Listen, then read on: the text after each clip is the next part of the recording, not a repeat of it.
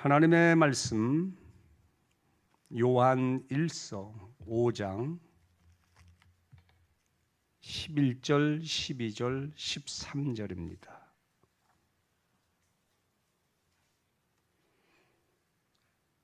요한일서 5장 11절, 12절, 13절 같이 읽겠습니다. 또 증거는 이것이니 하나님이 우리에게 영생을 주신 것과 이 생명이 그의 아들 안에 있는 그것이니라. 아들이 있는 자에게는 생명이 있고 하나님의 아들이 없는 자에게는 생명이 없느니라. 내가 하나님의 아들의 이름을 믿는 너희에게 이것을 쓰는 것은 너희로 하여금 너희에게 영생이 있음을 알게 하려 함이라. 아멘. 곁에 계신 분들하고 한 번 더 축복의 인사 나누죠. 은혜 받는 시간 되세요. 오늘은 사도신경 맨 마지막 시간입니다. 13번째죠. 영원히 사는 것을 믿습니다. 영생을 믿습니다. 우리 신앙의 마지막 장소가 천국인데 천국에서의 삶을 영원히 살 것이라고 내가 믿습니다 하는 너무나 중요한 말씀이 되겠습니다. 누가복음 18장에 보면 어느 날 한 청년이 예수님을 찾아와서 아주 진지한 표정으로 여쭙습니다. 선생님, 어떻게 해야, 무엇을 해야 영생을 얻을 수 있습니까?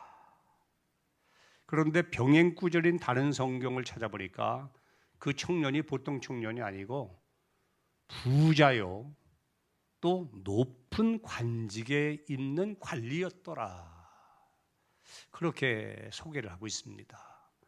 청년으로서 부자가 된다는 것도 쉬운 게 아니고 거기다가 청년이 높은 관직에 올랐다. 그야말로 출세한 사람이죠. 세상 사람이 말하는 성공 모델입니다. 그런데 그 청년, 그 부자, 그 똑똑한 사람이, 그 높은 사람이 뭐가 부족해서 뭐가 아쉬워서 예수님을 찾아왔을까? 무엇이 궁금해서 무슨 문제가 있길래 예수님을 찾아와서 그런 질문을 한 것일까? 일반적으로 보면 좀 자존심 상하는 모습처럼 보이지만 그러나 우리가 전도서 3장 11절을 보면 하나님이 인간을 어떻게 만드셨느냐? 육체와 더불어 영혼을 만드시되 그 마음속에다가 영원을 사모하는 마음을 넣으셨어요. 영원을 사모하는, 영생을 사모하는 마음을 DNA로 여기 안에다 넣으셨단 말입니다. 그래서 정말 정상적인 사람은 아무리 맛있는 음식을 먹고 시원한 음료를 마시고 좋은 옷을 입고 많은 것, 원하는 것을 다 소유하고 마음껏 즐기며 살아도요, 그 영혼이 허전한 거예요. 영혼의 공백이 있는 거예요. 육의 것으로는 절대 영의 문제를 해결할 수가 없습니다. 그러니까 이 청년이 예수님을 찾아와서 무엇을 해야 영생을 얻을 수 있습니까? 이렇게 물었죠. 이 질문은 한 청년의 질문이지만 우리가 청년의 질문으로 끝내면 안 됩니다. 이것은 75억, 또 과거에 살았던 사람, 오늘 사는 사람, 앞으로 살 사람, 인간이라면 누구나가 한 번은 물어야 되는, 한 번은 던져야 되는 질문이에요. 인간이 어디서 왔는지, 왜 살아야 되는지, 삶이 끝나면 어디로 가는지에 대해서 얼마나 많은 사람이 알고 삽니까? 분명히 죽은 후에는 심판이 있고 심판 후에는 영생과 영벌이 있는데 그것이 있다고 하나님이 말씀하시는데 그 사실에 대해서 얼마나 많은 사람들이 고민을 하고 그 문제를 해결하려고 애를 쓰냐 이 말이죠. 물론 선각자들, 철인들, 존경받는 지도자들 가운데서는 그런 문제에 대해서 고민하고 나름대로 연구하고 수양하고 고행하고 그래서 나름대로는 무슨 방안을 제시하는 것처럼 애를 쓴 분들이 계셔요. 참 훌륭한 분들이죠. 그러나 그들이 제시한 답들을 보면 착하게 살아라, 선하게 살아라, 남을 도우며 살아라. 그리고 계속해서 안개처럼 피어오르는 재성들이 있잖아요. 그 재성을 잠재우려면 깊이 있는 명상을 하라, 묵상을 하라, 또 금욕을 하라, 또 그것이 안 되면 고행길을 떠나라. 뭐 그렇게 주문을 하거든요. 그래도 안 되죠. 그래서 어떤 사람들은 자기 성향에 맞는 어떤 종교를 선택해가지고, 물론 사람이 만든 종교입니다. 그 종교를 선택해서 지나칠 정도로 열심히 신봉을 해요. 그리고는 스스로 생각하기를 나는 이 정도 했기 때문에 영생의 문제, 구원의 문제는 해결됐을 거야. 그렇게 자유하면서 세상을 나름대로 평안히 살아가는 사람들도 있어요. 그러나 처음부터 끝까지 여기에 등장하는 모든 사람들은 전부 속고 있는 거예요. 그렇게 해서 구원의 문제, 영생의 문제가 해결되지 않습니다. 기독교의 매력은 뭐냐? 할 게 없다는 거예요. 하나님 앞에 나올 때 내가 준비해가지고 올 게 없다는 거예요. 있는 그대로, 더러운 대로, 죄된 그대로, 허물된 그대로, 구겨진 대로, 보잘것없는 그대로, 실패한 그대로. 그러니까 처음 예수 믿는 사람들이 가장 즐겨 부르는 찬송이 뭐죠? 천부여 의지 없어서 손들고 옵니다. 그냥 오는 거예요. 아무것도 없이, 능력도 없이 그냥 오는 거예요. 조건을 제시하지 않았어요.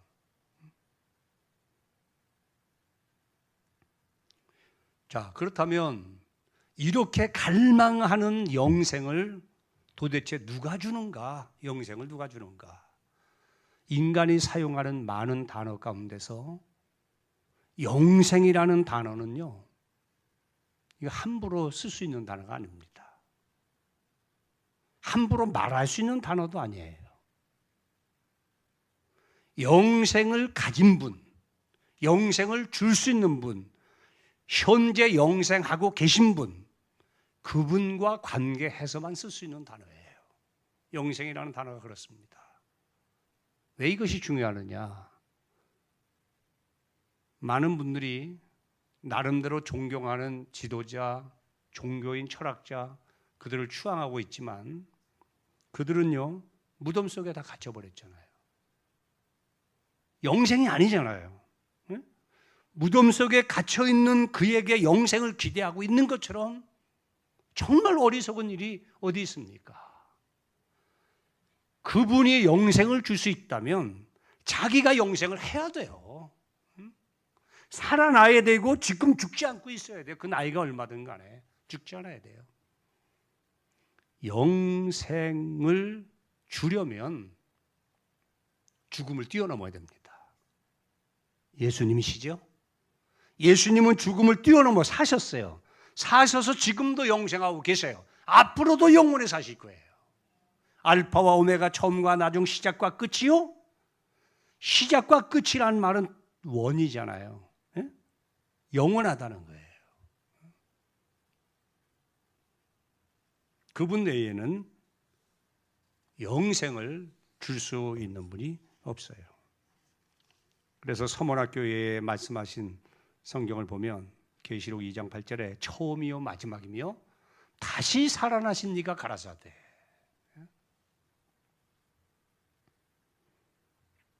구원과 영생은 반드시 예수님과 관계해서만 성립이 되는 겁니다. 계시록 7장 10절 큰 소리로 외쳐 이르되 구원하심이 보호자에 앉으신 하나님과 어린 양에게 있도다. 구원과 영생은 보호자에 앉으신 하나님과 그의 아들 어린 양 예수에게만 있다는 거예요. 다른 것은 전부 짝퉁입니다. 가짜예요. 로마서 6장 21절 같이 읽겠습니다. 너희가 그때에 무슨 열매를 얻었느냐? 이제는 너희가 그 일을 부끄러워하나니 이는 그 마지막이 사망이라. 그러나 이제는 너희가 죄로부터 해방되고 하나님께 종이 되어 거룩함에 이르는 열매를 맺었나니 그 마지막은 영생이라. 죄의 싹은 사망이요 하나님의 은사는 그리스도 예수 우리 주 안에 있는 영생이라. 예수 안에 영생이 있다. 성경 가운데서 특별히 요한복음 중에서 6장을 보면 많은 말씀 중에서 이 영생에 관련된 말씀을 많이 말씀하셨어요. 우선 5장의 말씀을 한번 읽을까요? 5장 26절 20절 같이 봅니다. 아버지께서 자기 속에 생명이 있음 같이 아들에게도 생명을 주어 그 속에 있게 하셨고 또 인자됨으로 말미암아 심판하는 권한을 주셨느니라. 영생의 근본이신 하나님이 자기 속에 있는 영생을 예수 그리스도에게 주셨고 더불어서 심판권까지 주셨다. 또 우리가 잘 아는 요한복음 5장 39절 너희가 성경에서 영생을 얻는 줄 생각하고 성경을 상고하거니와 이 성경이 내게 대하여 말씀한 것이다. 성경, 예수, 영생 그렇게 되죠. 또 요한복음 17장 3절 영생은 곧 유일하신 참 하나님과 그가 보내신 자 예수 그리스도를 아는 것이니라. 여러분 예수를 모르고는 믿을 수도 없고 예수를 모르고는 구원도 영생도 받을 수가 없어요. 성경을 기록한 목적이 요한복음 20장 31절에 기록됐는데 같이 읽어보실까요? 오직 이것을 기록함은 너희로 예수께서 하나님의 아들 그리스도이심을 믿게 하려 함이요 또 너희로 믿고 그 이름을 힘입어 생명을 얻게 하려 함이라. 일단은 성경을 통해서 누굴 발견해야 돼요? 예수. 발견된 예수님을 어떻게 해야 돼요? 자기의 구주로 영접해야 돼요. 영접하는 순간에 영생 되신 그분이 내 안에 들어옴으로 영생을 내가 갖게 되는 거예요.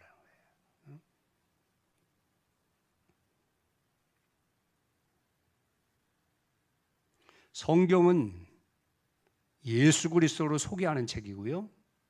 그 예수 그리스도를 믿는 자에게 영생을 약속하신 책이에요. 그것이 성경을 주신 가장 근본적인 목적입니다. 요한복음 4장을 보면 수가성 운물가에서 한 여인이 예수님을 만나죠. 여러분 잘 한번 떠올려 보십시오. 이 여인은 영혼이 갈급한 영혼의 갈증을 느끼는 그런 여자예요. 첫째는 전통이 있는 운물, 야곱의 운물에 물을 통해서 영혼의 갈증을 해결해 보려고 노력을 했어요. 그런데 예수님이 나타나셔가지고 이 물로 안 된다는 거예요. 이 물로. 예? 이 물 마시면 또 마셔야 돼. 안 된다.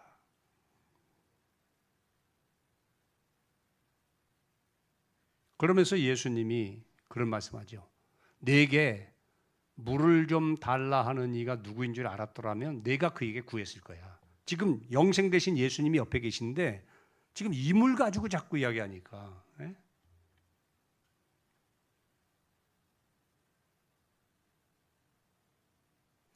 육의 것을 가지고는 영혼의 문제가 해결될 수 없어요. 예수님이 갑자기 네 남편을 데려와라. 아, 남편 없는데요. 5명이 있고 지금도 1명과 같이 살고 있잖아요. 근데 그 사람도 자기 남편이 아니야. 불법 동거하고 있는 중이죠. 이 사람이 6명의 남자를 바꿔가면서 살 때 정욕적인 여자다 이렇게만 볼 수 없죠. 영혼의 갈증을 느끼는 여자라고 한다면 이 사람이 자기가 갖지 못한, 자기가 갖고 있는 문제를 해결해 줄 만한 사람을 선택하지 않았겠습니까? 지식을 많이 가진 사람과 살면 내 갈증이 해결될까? 그 사람과도 살아보고, 돈을 많이 가진 사람하고 살아보면 뭐 해결될까? 그것도 아니고 헤어지고, 또 핸섬한 사람하고 살면 될까? 또 그것도 아니고 헤어지고. 하여튼 수단도 좋아. 그걸 5번 해요. 지금 6번째 이 사람은 뭔지 모르겠어요. 예? 연하하고 살아볼까? 예? 뭐 별별 뭐 생각을 다 했지 않겠어요? 다른 사람이 좋다 하는 그런 방법들을 다 동원해서 살아봤어요. 그게 해결이 안 됩니다. 사람을 통해서 영혼의 허기를 채우려고 하면요, 계속해서 그 허기가 더해갑니다. 사람 많은데 모여가서 놀아보세요. 또 내 마음에 드는 사람들과 즐겨보세요. 돌아오면 더 허전해요.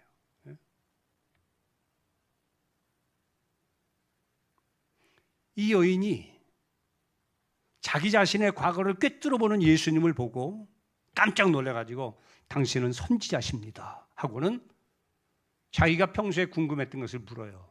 우리 사마리아 사람들은 이산 그리심에서 예배했는데 당신들 유대인들은 예루살렘에서 예배한다고 하는데 이게 도대체 어디서 예배하는 것이 참다운 예배입니까? 이 말은 뭡니까? 이 사람이 영혼의 갈증 문제를 해결하기 위해서 종교적인 행위를 열심히 했다는 거예요.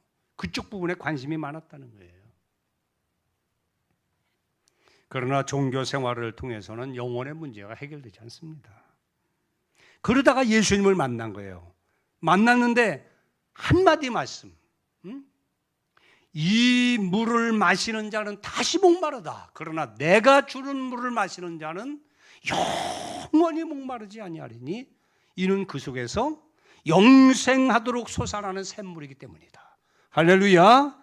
예수님은 영원히 목마르지 않게 만드는 생명수란 말이에요. 생명수. 이 생명수는 한 분, 예수님밖에 없는 거예요. 예수님.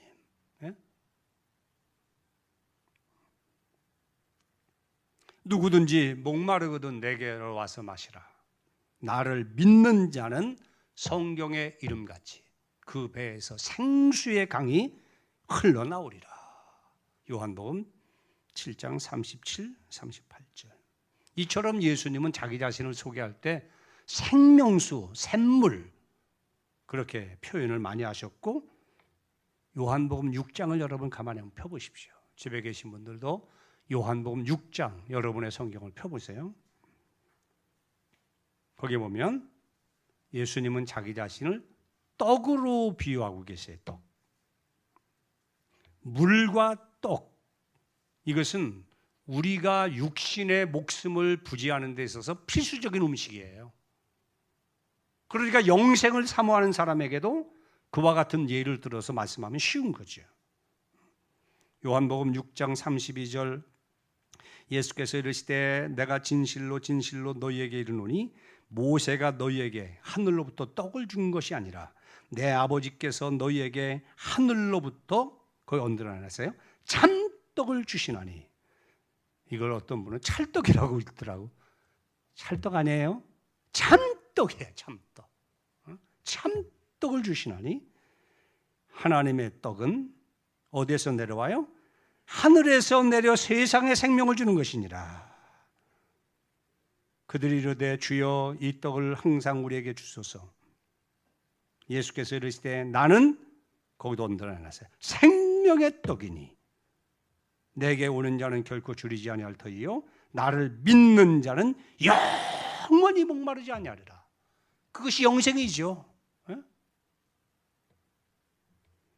40절 내 아버지의 뜻은 아들을 보고 믿는 자마다 영생을 얻는 이것이니 마지막 날에 내가 이를 다시 살리리라 하시니라. 47절도 봐보실까요? 진실로 진실로 너희에게 이르노니 믿는 자는 영생을 가졌나니 내가 곧 생명의 떡이니라. 너희 조상들은 광야에서 만나를 먹었어도 죽었거니와 이는 하늘에서 내려온 떡이니 사람으로 하여금 먹고 죽지 아니하게 하는 것이니라.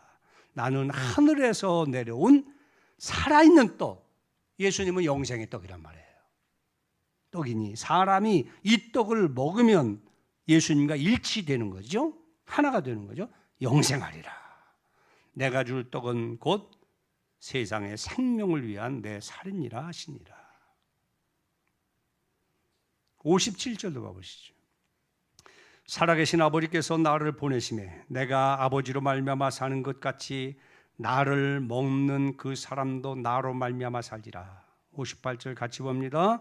이것은 하늘에서 내려온 떡이니 조상들이 먹고도 죽은 그것과 같지 아니하여 이 떡을 먹는 자는 영원히 살리라. 영생수로 영원히 사는 것과 하늘의 떡으로 영원히 사는 것 일치하잖아요.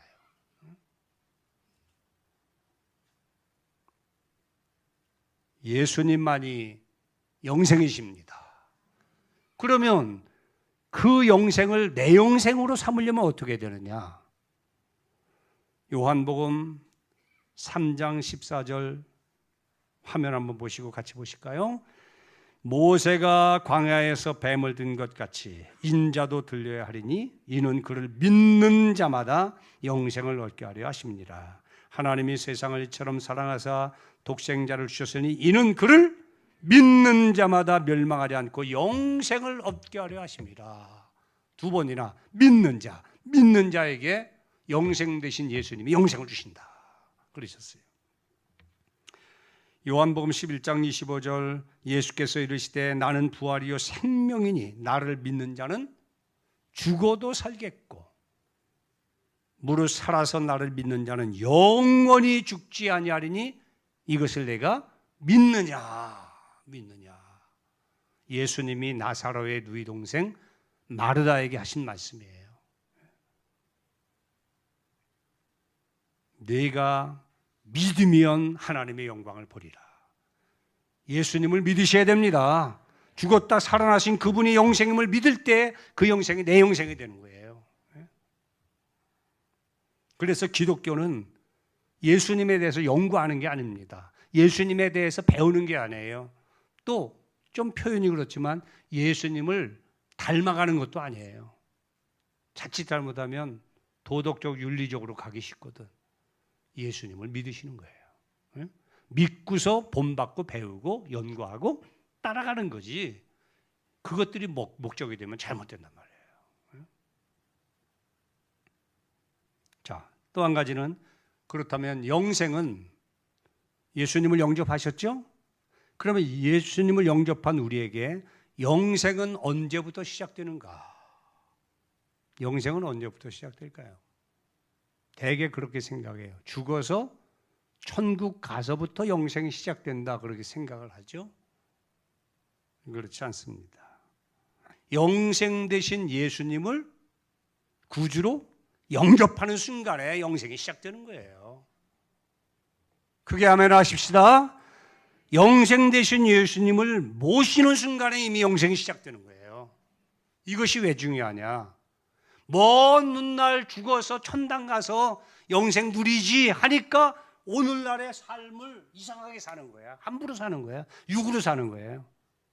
나는 영생을 모신 자고 영생이 시작된 자니까 이미 천국의 삶을 누리는 거잖아요.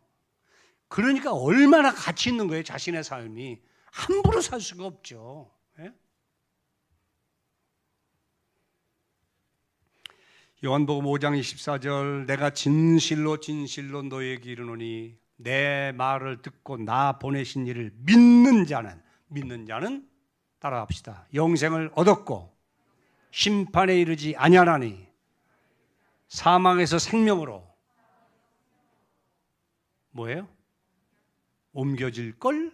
아닙니다. 옮겼느니라. 다 시제가 과거 완료로 되어 있잖아요. 믿는 자는 영생을 얻었고 심판에 이르지 아니하나니 해결됐고요. 사망에서 생명으로 옮겨졌다. 이미 끝났다는 얘기예요. 또 요한복음 6장 47절 진실로 진실로 너희에게 이르노니 믿는 자는 영생을 가졌나니, 믿는 자는 영생을 가지신 거예요. 내가 곧 생명의 떡이니라. 오늘 본문 말씀인데요. 요한일서 5장 11절 또 증거는 이것이니 하나님이 우리에게 영생을 주신 것과 또 이 생명이 그의 아들 안에 있는 것이다. 하나님은 우리에게 영생을 주셨어요. 아들이 있는 자에게는 생명이 있고 하나님의 아들이 없는 자에게는 생명이 없느니라. 여기 생명은 영생입니다. 내가 하나님의 아들의 이름을 믿는 너희에게 이것을 쓰는 것은, 이 성경을 쓰는 것은 너희로 하여금 너희에게 무엇이? 영생이 있음을 알게 하기 위해서다.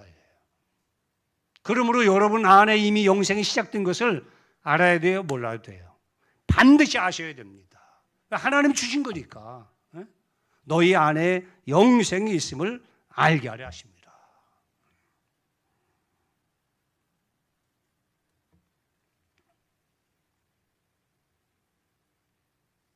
하나님이 그의 아들 예수 그리스도를 통해서 나에게 주신 영생을 내가 확신하고 나는 영생을 가진 자다, 영생을 살고 있는 사람이다, 그런 자부심을 가지고 세상을 살아야 됩니다. 겉으로 보면 세상 사람과 우리의 삶이 거의 비슷해요. 그러나 구속사적으로, 성경적으로, 영적으로 보면 전혀 다른 거예요. 우리는 이미 영생을 시작하고 있는 사람이에요. 시작해서 영생을 살고 있는 사람이라고. 땅에 살지만 하나님 나라를 누리고 있는 사람들이라고요. 자, 그렇다면 우리가 영생을 누리게 될 천국, 하나님 나라는 어떤 나라인가 간단하게 알아볼 필요가 있죠. 한마디로요, 여러분과 제가 가서 영생을 누릴 나라는 화개장터 생각하시면 돼요. 없을 것은 없고 있을 것은 있어요. 천국이 그래요. 네? 뭐가 없어? 없는 것이 뭐냐? 여러 가지 제가 적어봤는데 처음 하늘과 처음 땅이 없어졌습니다. 요한계시록 21장의 근거에서 말씀드립니다. 또 바다도 있지 않아요. 바다. 눈물도 없어요. 사망도 없어요. 애통하는 것이나 곡하는 것이 없어요. 아픈 것이 없어요. 해와 달이 필요 없어요. 저주가 없어요. 22장으로 가서 밤과 어둠이 없어요. 악한 자들, 우리를 해하는 악한 자들이 없어요. 다시는 저주가 없어요. 줄이거나 목마름이 없어요. 계시록 7장 16절. 해함도 없고 상함도 없어요. 이사야 65장 25절 등등. 있으면 안 되는 것들, 우리를 힘들게 하는 것들, 그런 것들이 없단 말입니다. 천국에 있는 것은 뭐냐? 새하늘과 새 땅이 준비되어 있습니다. 처음 것들은 다 사라져요. 새 것으로 다 세팅이 돼요. 오늘 교동문도 요한계시록 21장에 보면 그 준비한 것이 신부가 남편을 위하여 단장한 것 같더라. 하나님 나라는 신부가 신랑을 위하여 단장한 것 같이 가장 아름다운 것이에요. 또 천국에는 수정같이 맑은 생명수 강물이 흐르고요. 또 천국에는 사시사철 생명나무 열매가 맺고요. 또 천국은 영원토록 예수님이 우리와 함께 하셔요.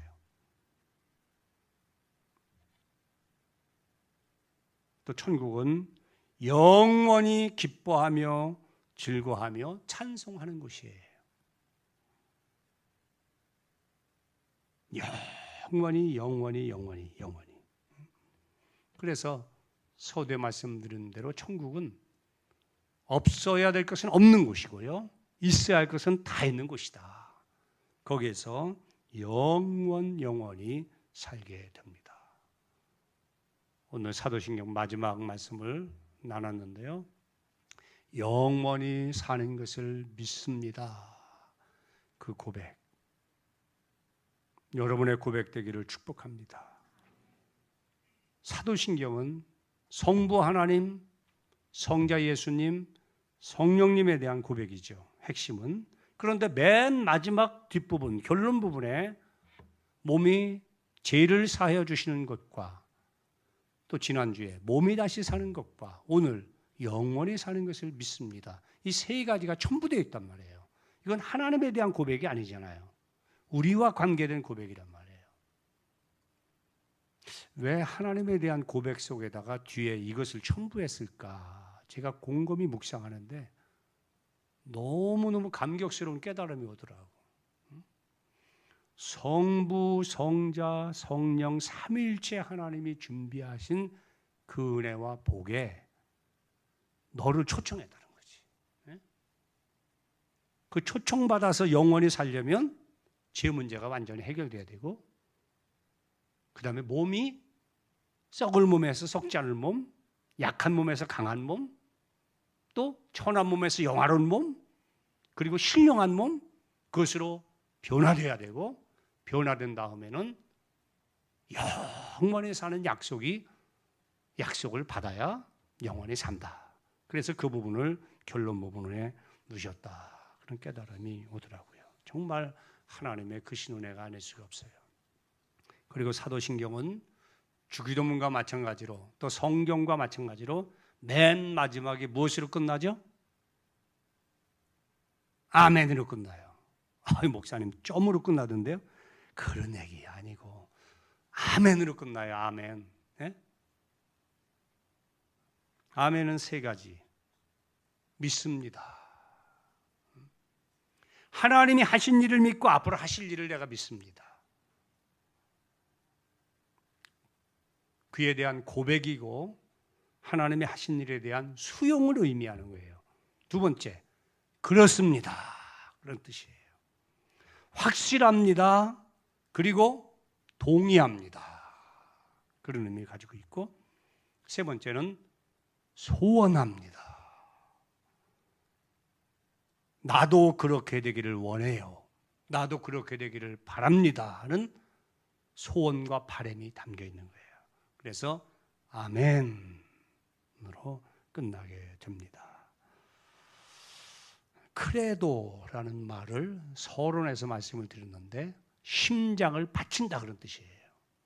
그러면 신앙의 고백은 내 생명을 좌지우지하는 그 하나밖에 없는 뜨거운 심장을 나를 위해서 구원을 마련해 주신 하나님 앞에 드리는 거예요. 드리는 거예요. 그래서 신앙 고백은 성도들의 놀라운 하나님 주신 선물이고요. 자존심이에요.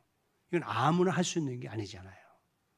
주님 앞에 설 때까지 바른 신앙 고백을 드림으로 베드로가 칭찬받았던 것처럼 칭찬받고 인정받는 하나님의 백성들이 다 되기를 축복합니다. 아멘.